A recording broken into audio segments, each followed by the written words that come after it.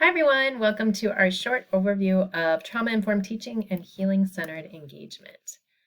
So for this week, we're looking at some little T theories. So the big T theories are like Vygotsky's sociocultural theory, Bandura's social cognitive theory, which is much larger, many more principles embedded and organized in ways to explain human development. These little T theories are more of kind of a perspective to help explain and predict kind of in a narrow way on a smaller scale. And so we can bring this and actually merge this with other theories we've looked at. So trauma-informed teaching is actually rooted in attachment theory. And that's the idea that at a young age, we create these deep, enduring bonds. And those bonds and connections and relationships actually help us grow in a healthy way throughout our lifetime.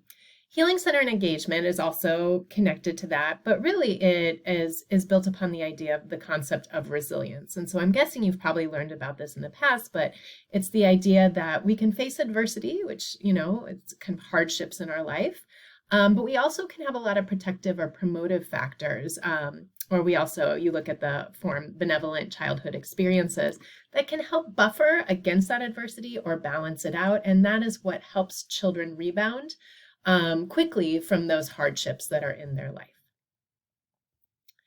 So childhood adversity, I'm sure if you've been into any sessions or done any reading on trauma-informed teaching or trauma-informed practices, you've probably learned about the adverse childhood experiences scale. And this was developed in the 90s by individuals who are in the medical field who recognized that, oh my gosh, all of these really negative physical outcomes that we see in adulthood, there actually seem to be some patterns earlier in life that these people have in common that can actually predict some of these negative outcomes in adulthood. And so, in fact, these kind of earlier indicators can let us know what can happen later in life, suggesting this adversity that can turn into trauma can stay with you and really become part of your body.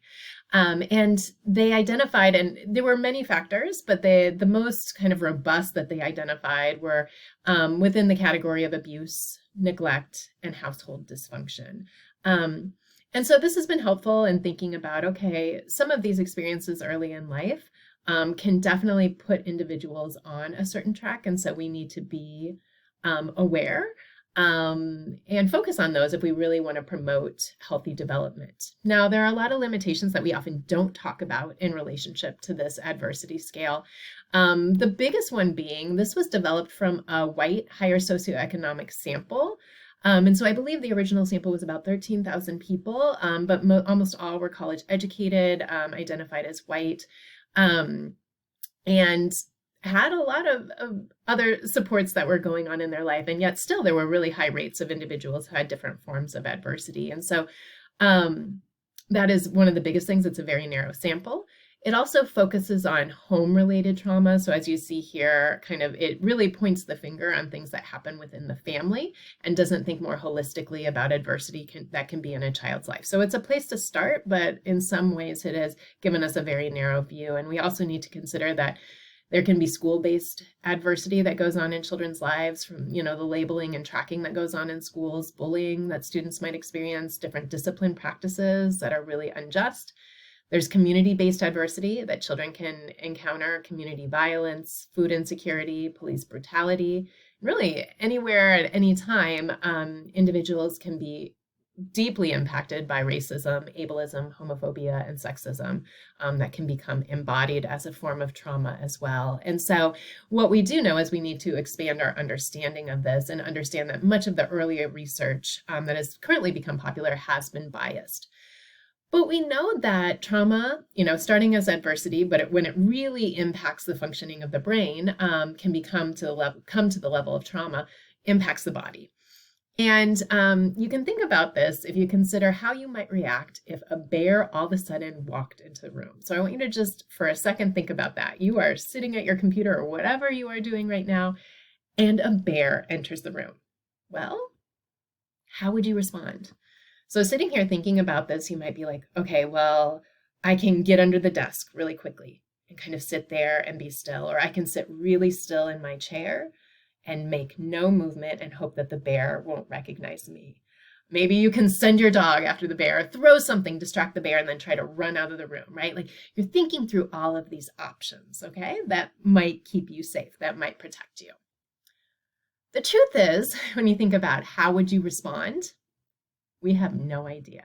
Because what happens when a bear enters your room, you're not going to this part of the brain up here, the executive function skills, that are really thinking through, what would be the best thing to do right now? How can I keep myself safe? Because you don't have time. Instead, you're going to go into fight, flight, or freeze mode. And that is kind of that reptilian part of your brain, the basic functions that are going to keep you safe, right? So your body, you don't have time to think, you just go into one of those modes. And this is important because I was asking my daughter this question. I'm like, if a bear would come into this room, what would you do? And she's like, I think I would stand up against the wall and then I'd slowly scoot and scoot and scoot and scoot and scoot into, no, wait. Oh, okay. Well, I'd sit in this chair and I kind of like tuck myself in. No. And she kind of kept going on, and this went on for about 3 minutes. And then I stopped her. I go, congratulations, you're dead. And she's like, what? I was like, at this point, you're trying to think through all these options and you took up all your time, and now the bear has you. And so it is important, right, that our brain is trained to react to keep us safe. And the same happens in classrooms, because our brain will respond to an environment. And what happens is we have kind of this top part of the brain, the learning, thinking, prefrontal cortex, which is our executive function skills, which will help us kind of problem solve, make decisions, control impulses. Then we have at the very base of the brain, right, where we go into fight, flight, or freeze mode. And what's in between there in that limbic system is where the amygdala is. And the amygdala is kind of our internal alarm. So when it senses something in our environment that we should be fearful of, it's going to go off and let us know that we need to go to fight, flight, and freeze mode, right? It's kind of like the bear coming in. It senses all of those types of bears that could potentially be in their environment. It is going to send them to fight, flight, freeze mode to protect themselves. Now, for individuals who have faced a lot of adversity over the years, that amygdala becomes very sensitive. So a teacher raising their voice, for many students, they would be like, not in a good mood today, whatever, I better kind of follow directions right now. For another child, that loud voice might trigger that amygdala and be like, oh my gosh, you need to go into fight, flight, and freeze mode to protect yourself. And so that's where you're going to see some of the differences across students based on kind of how many bears they've had in their life, and moments where they've had to learn and tuck into their memory, like, I need to be very cautious of what is in my environment. So what does this look like in the classroom? Flight might be a student, moving under a table or moving to a corner, kind of like flight or leaving the room. Like, I need to get out of here to stay safe. It might be fight, where they yell back, or push something over. I've seen kids tear things off the wall, throw books to the floor, where they kind of where they immediately go into fight mode. And then there's freeze, where a child might just kind of go stone cold, right? And not really respond, and their body becomes frozen. And so these are some of the things that you might see in a classroom. And there is a reason for that, right? They have sensed something in their environment. They are protecting themselves. Unfortunately, if you don't have an understanding of that, these behaviors might seem really unreasonable. They might seem unreasonable, like as an overreaction, like the fight and flight mode of like, oh my gosh, all I did was yell at you that you need to stop talking. Or it might be an unreasonable underreaction where they freeze, like when two students really kind of get into it and their voices start getting loud, it becomes confrontational and a child just freezes. We're like, oh, they're just working through conflict over here. For that child, nope, that is exactly what their body and their brain is trained to do. For them, that is reasonable. The brain is functioning as designed, so it's setting them into that mode. So for trauma-informed teaching, it's an approach that considers how trauma impacts students' learning and behavior. So it asks us as educators to focus on creating an environment and using instructional strategies that will help students access their executive functions while avoiding the common triggers. So the idea is we want to have an understanding that that amygdala can go off during the day, and we want to do everything we can to avoid that and also build up those executive function skills so that they can override that amygdala going off. So from a trauma-informed perspective, if you're a trauma-informed teacher, you would look at an image like this, to be like, okay, what's going on with this child right now? And you might be like, without having knowledge of this child is bored, or this child has just zoned out, this child is tired. But from a trauma-informed perspective, and maybe knowing some of this child's history, you would suggest that the child is responding to the environment based on previous experiences. And they have learned kind of, their body has gone into this mode to kind of cope with what's going on around them. So that's kind of the trauma-informed perspective.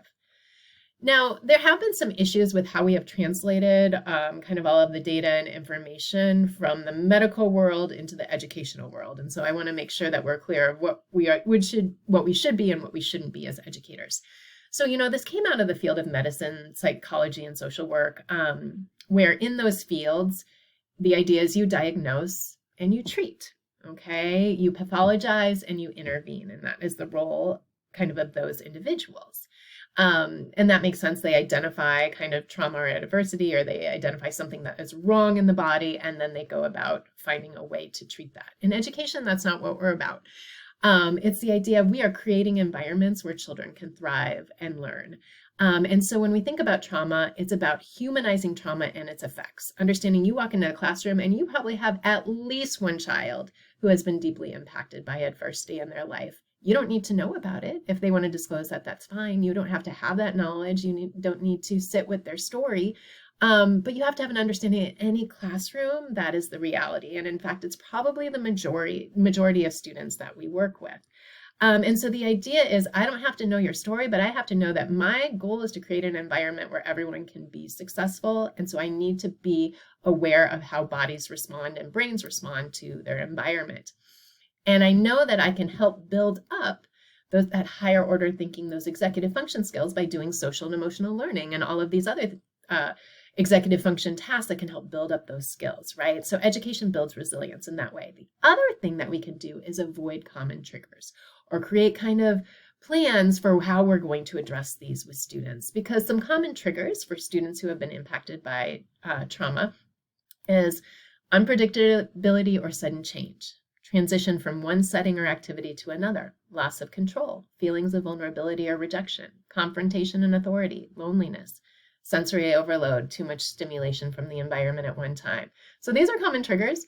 These are also common things that happen all day long in a classroom, right? So our goal is to think about how can we minimize these.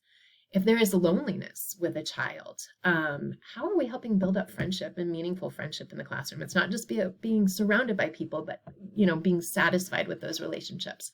Loss of control, when you're being told what to do all day long and you're not given any power or say, or there's no democracy in the classroom, that is also a trigger for students. So these are some to consider to think about how you can minimize them during the day, and also be aware for certain students what your plan is. There are also, just proactive things that we can do, building relationships with our students. This is rooted in attachment theory. Create routines and prepare students so that it is predictable. We do that usually the first 3 weeks of school. Know what to expect when coming in. Respond calmly to student behavior. This can be hard, but, not labeling or criticizing, like, I feel like you're overreacting right now, or this, I just feel like you're very angry. No, I hear you, I see you. Okay, instead of labeling students. Creating a democratic atmosphere where their input is valued. Integrate culturally responsive social and emotional learning. That means it's okay to get angry when someone's been mistreated or something awful is going on in the community. You understand that, but also build up those skills. Promote and integrate exercise and movement that helps de-stress a child and kind of reset their stress response system. Also take care of yourself. It's hard to do all of these things if you yourself are not feeling well. And so that also has to be a priority. For the healing-centered engagement, this is a really important shift for us. It used to be, what is wrong with you when you see a child in a certain behavior? Then trauma-informed practice asked us to move to, no, instead you should ask what happened to you. But as you know in that article, students were talking about, I did not want to be defined by the worst thing that happened to me. And so healing-centered engagement said, let's step away from that question, what happened to you, to what is right with you, okay? And what that means is that shift in how we see children, healing center engagement, is this child is here and resilient. It is time to activate the skills and knowledge that child has developed over the years. And also emphasize the collective group. My students are here and resilient. It is time to activate their knowledge and skills and grow together, even in the face of adversity. That's all I have for you today. Thanks.